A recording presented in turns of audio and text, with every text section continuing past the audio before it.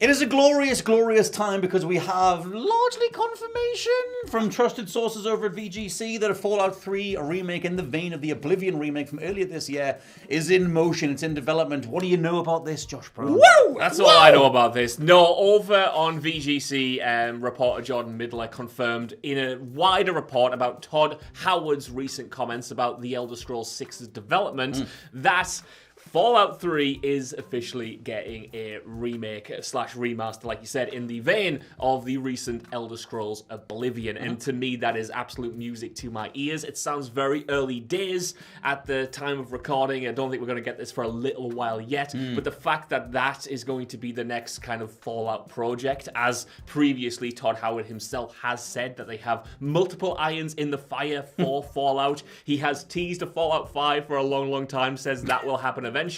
Obviously, we're getting more content for Fallout 76, and he mentioned other things as well. And we do know recently that within the shakeups in Microsoft itself, cancelling the likes of Perfect Dark, some of the reasoning behind that was to focus more resources on more Fallout content going forward. Okay. And one of those seems to be, according to VGC, who are super reliable when it comes to this stuff, are some of the best in the game at knowing insider information. That seems to be, first and foremost, a Fallout 3 remake / remaster. And I love that. I wish it was New Vegas. I was just going to say, are you slightly miffed that it's not New Vegas, considering the direction of the Fallout TV show is steering directly into New Vegas as a specific game parallel? Because Season 1 felt like a grab bag of different Fallout elements. New Vegas is canonically a continuation, or the TV show is a continuation of where New Vegas left off, which feels like there's about to be a whole load of conversations around the popularity, the cult classic nature of 2011's New Vegas, and yet we're not going to get a remake or anything.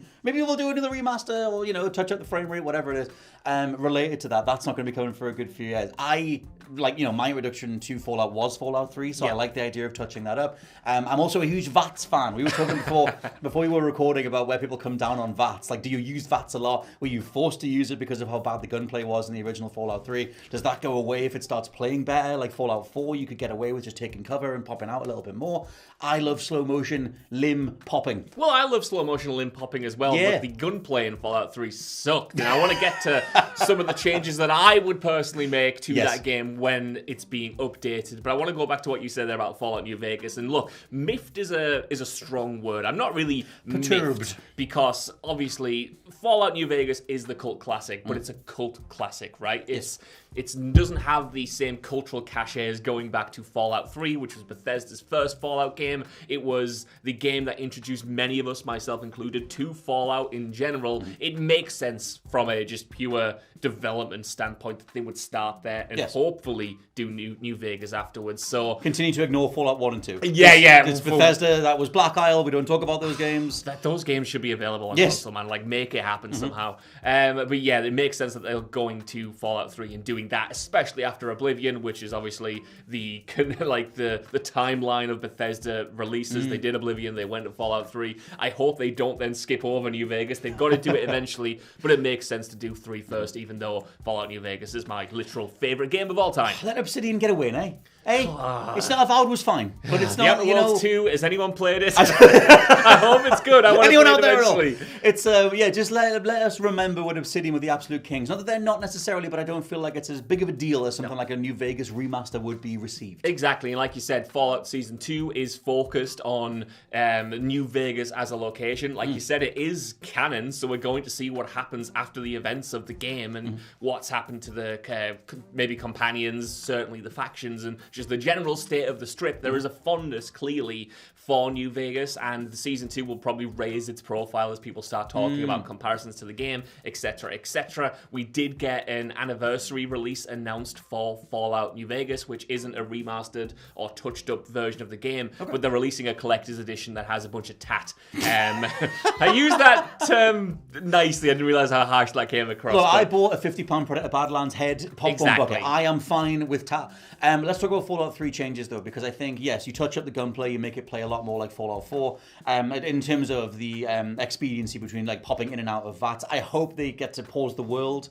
I don't like the world continuing in slow motion Fallout 4 style. I want to pause. I want to do standard turn-based VATS combat. God damn it, that's how it was in 1 and 2, and that's what I want in this one. No, they fixed that in New Vegas by making it's faster in not stopping things at all. The fact that you can get hit in VATS. I don't want to get hit in VATS. You've got to do that because VATS can't be just a thing that you rely on and it stops everything and then you get to shoot. You've got to use it situationally, in my personal opinion. I do think with the Fallout 3 remaster, they're in an interesting position because they can look to what New Vegas did in terms of iterating on the core combat and gunplay, and of course Fallout 4, which made quite larger changes. Yes. And by their own admission, and by them I mean Bethesda, they messed up the gunplay for Fallout 3. Right. The way they approached it was like a classic RPG, and by that I mean every shot was a dice roll. Yes. So you couldn't reliably headshot someone even if your crosshair was there, because it was working behind the scenes to essentially calculate your chance of hitting a head. I love that era of action RPGs. Alpha Protocol couldn't nail a headshot either. Exactly, which was already changed by the time,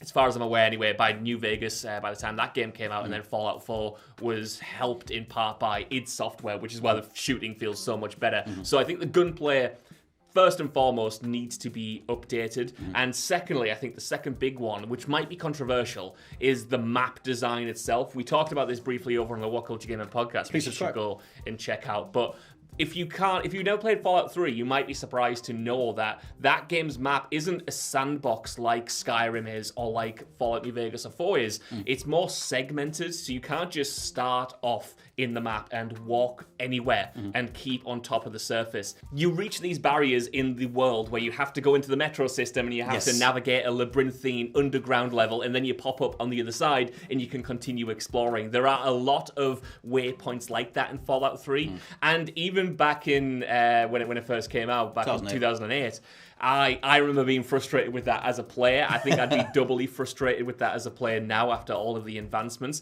But how do you change that without interrupting the flow of what Fallout 3 is? Because obviously that game's map is designed around those, so you can't really take them out entirely. But I do think that would be quite a big barrier for new players especially. Yeah, I think maybe you just do something with like maybe little additional quests that take you into those places more naturally, or like there's some sort of combat encounter, something that makes it so you're not thinking about the loading screens. Because if there's one thing that stands out, if you play Starfield, me and Josh enjoyed Starfield quite a lot. Obviously that game is divisive to say the least, but that game's loading times were incredibly obvious when you were going from docking your ship or going off to a different place, and that's Bethesda, not necessarily the Remake studio who'll be handling this, but still I feel like it stands out in the modern day a lot more than it does, or it did back in the day, even though like you said it was still a bit protracted. In terms of piles of debris and stuff, that stuff still stands out to me when I go back on Fallout 3 and I go into any of the specific cities.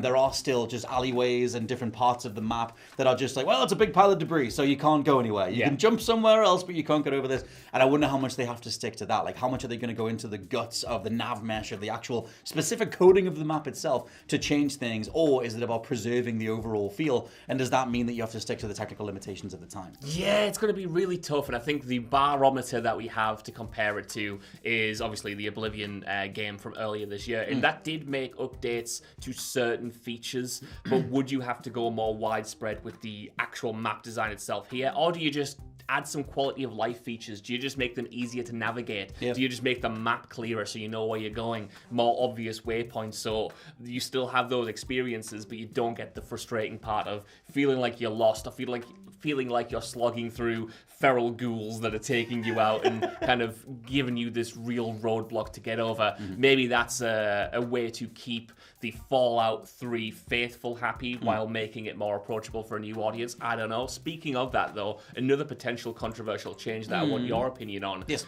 You mentioned the rubble there. Is the overall aesthetic of Fallout 3... Fallout has moved down, for better or worse, down a more cartoony route following the release of Fallout 4. It's more colourful, it's more leaning on the satire and the comedy and the goofiness of the Fallout world. Fallout 3 obviously had satire, Fallout 3 obviously had funny quests, but you take one look at its world and it is grey, it is nasty, it is decrepit, it looks like a place that has been at the centre of like a nuclear war, right? Yeah, as it should. I always liked that about Fallout 3. I always thought that made it different from the color palette of New Vegas, from the color palette of Fallout 4, from Fallout 76. I like my post-apocalyptic wastelands to be grey and dreary and bleak. There are, of course, ways to make those worlds artistically impressive, but I wonder if in the modern day people might look at that and go, well, that just looks like grey mush and slop. Yeah, will it looks work? unfinished or something. Is it something they would update because they view it as being outdated and they want to make things more detailed? And if you did that, would you lose some of the weirdly but coolly oppressive charm of the original's world? I think it's funny. I think a lot of devs have struggled with that. Like, as graphical fidelity has gotten better over the years, it's like, yeah, how do you make an empty space look graphically impressive or inviting or whatever? Weirdly, just because Arc Raiders is doing the rounds, I feel like all of the rock tech, the sand, the rubble, the debris, and everything else in Arc Raiders is a really convincing post-apocalyptic landscape. So I feel like you can do it well.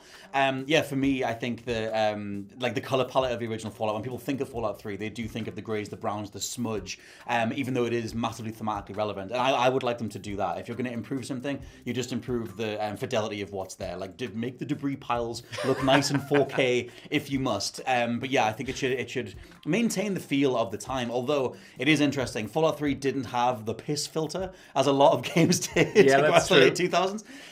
But a lot of military games, Call of Duty onwards, started just being in sepia or would have their color drained out of them. And Fallout 3, like you said, doesn't have what Fallout 4 onwards, that kind of direction. But still, it is very much drained of color, but drained of life in an intentional way. I think it was a bit of a style at the time thing, and a little bit of what worked for the story. I want it to feel as oppressive as what you said, and it should feel like a wasteland. And it might end up being, ironically, a lot of people's first introduction to Fallout all over again, just because it was such a seminal milestone way back in the day. I think it's going to be interesting, right? That they might update everything to be parity with the aesthetic of Fallout 4. And I only say this because, like, the visual design of Fallout 4 is what's carried over to the show. Like, if you look at the vaults in Fallout 4, they look identical to the vaults in the Fallout TV show. Right. But the vaults in Fallout 3 don't necessarily look like the ones in Fallout 4, so do they go for this more uniform approach to everything? And in that regards, it has less of its distinct style, but more readily fits the Bethesda aesthetic. So you can play... you can go and watch season 2 of the show, which is obviously set in New Vegas, but you can get into the Fallout world, you can see the vaults, you can see like the iconography, and then you go play Fallout 3 Remastered, and the vaults look the same, and the character models are similar with the costumes and stuff. Is what I'm trying to convey, because Fallout 3 and Fallout 4 do look visually from the creation of the items, from the environmental design. They are quite distinct, but I wonder if Bethesda wants to David Brent unify that going forward, which isn't necessarily a good or a bad thing, just something they might do. Yes, and also just to kind of round it off, I do think that this is the most anticipated and carefully constructed remake in gaming history since Resident Evil 4. Like, in terms of the cultural cachet the original had. RE4, massive deal, overhauled the idea of how a lot of us even think about third-person combat. And then the Resident Evil 4 remake went not in a different direction, but changed certain things about the combat, a lot more mobile, things like that.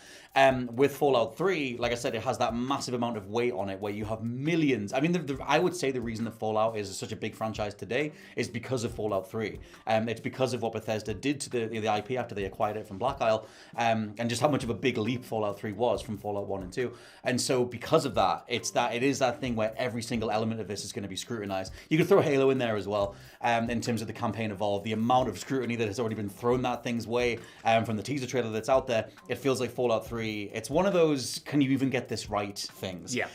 Although, as we've said, there are some elements in regards to the shooting, the weapon feel, some of the bits of the art direction that are more objectively in need of updating, even if that is such a thing in an artistic medium.